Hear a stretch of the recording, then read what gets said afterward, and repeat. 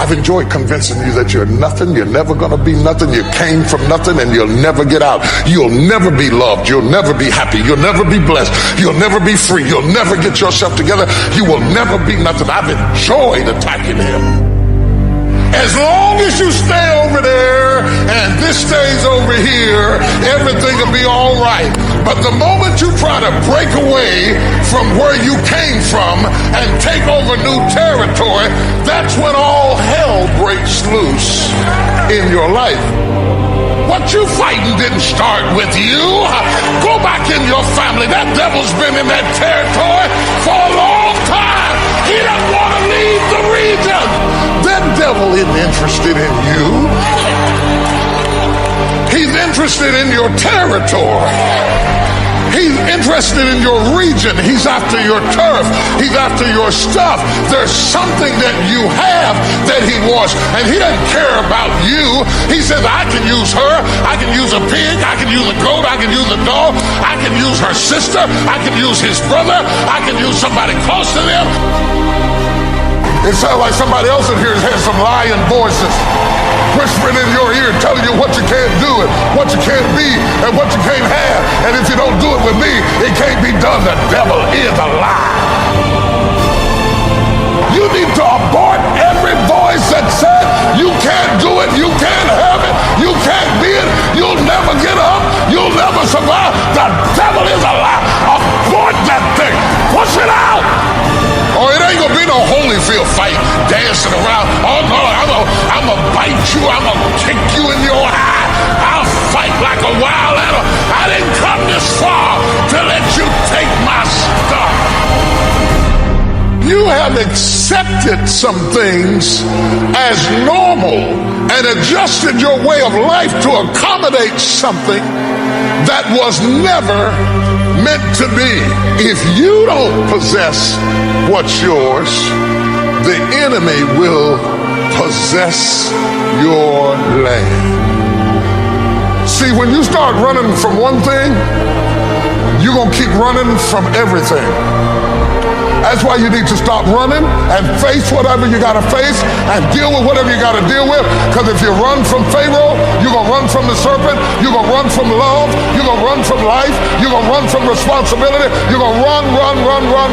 When are you going to stop running? This is a marching legion of enemies that are coming against you to bring you down. You think I'm gonna roll over and play dead while you take over my stuff? The devil is a lie. I will fight you. I don't mean no fancy fight. I mean I'll claw and kick and scratch and bite your nose. I'll fight you. When he got through messing with your daddy, now he's gonna mess with you. When he got through messing up your sister, now he's after you. But I came to serve notice on the devil today. It stops right here. I'm going to fight for the territory. Somebody who's in a fight, give God a praise right now. And as long as you were a spectator, the devil was all right with that. But the moment you start raising your head and worshiping God, all hell breaks loose. Do you hear what I'm saying? Do you hear what I'm saying to you?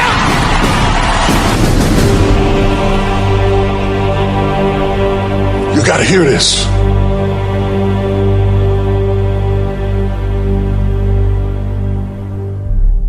You mean you just gonna sit there and let the enemy take your stuff? You do recognize you're in a fight. See, because most church people don't know that they're in a fight. They've been saved, but their mentality is so carnal that they just think stuff happens. Nothing just happens. Everything came from somewhere. Everything had a genesis. Everything had a beginning. It didn't just happen. That thing was sent against you. It was sent against you. I don't care what the doctor says, what the nurse says, what the bookkeeper says. I don't care what you read in the Wall Street Journal about the economy. The devil is a lie. That spirit was sent And you sitting up here with your dressed up self, acting like, well, whatever happens, happens. The devil is a lie. The devil is a lie. You have accepted some things as normal and adjusted your way of life to accommodate something that was never meant to be.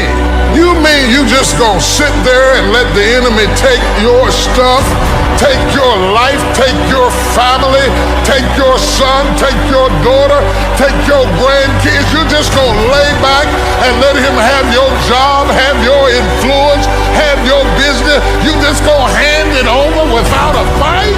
You're not gonna fight or nothing. You're not gonna do spiritual warfare. You're not gonna fight in the spirit. You're not gonna go into the end. You're just gonna let him have your territory. You better fight for your territory. I don't care what it is, your legs, your arms, your toes, your kids, your company, your finances. I don't care what it is. You gotta fight for your territory. You have to fight to keep your eyesight. You have to fight to keep your energy.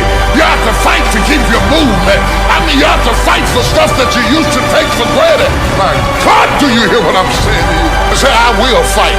Don't you think for 1 minute that I won't fight. Don't you think I won't fight. Just because I'm 12 don't mean I won't fight. David was a boy when he killed Goliath.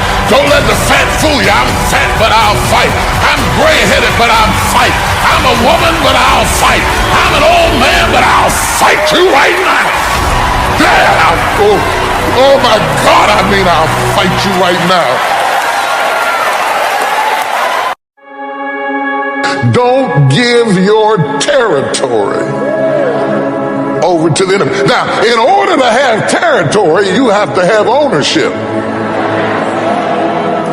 And the problem with you is that you might own territory that you don't even realize.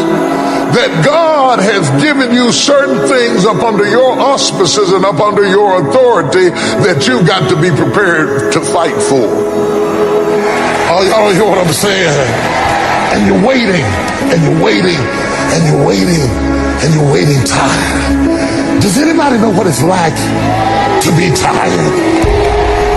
Trying to hold your head up, but you're tired. Trying to be tough, but you're tired. And one by one by one by one by one by one by one by one by one, they all went to sleep. Not just the foolish. I don't care how smart you are, you still get tired. I don't care how committed you are, you still get tired. I don't care how focused you are, you still get tired. Is there anybody here that can talk to me about tired? I don't mean the kind of tired you get at night. I mean the kind of tired where you wake up tired, go to work tired, eat your lunch tired, answer the phone tired, smiling tired, may I help you, grinning at people, praise the Lord, and tired, and nobody knows that you are tired.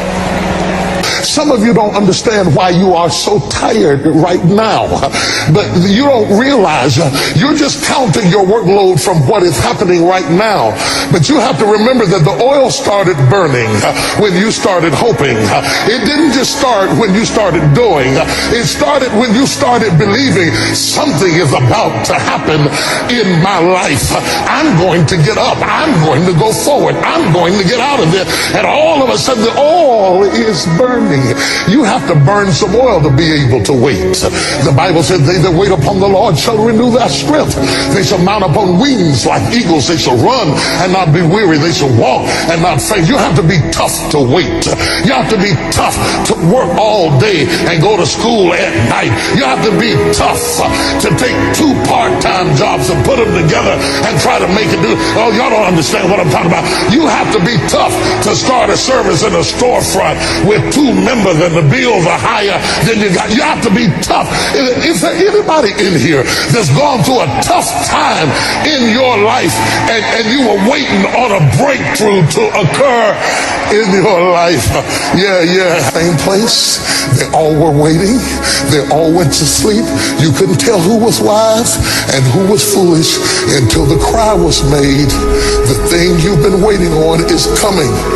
How you react to challenges tells whether you are wise or foolish.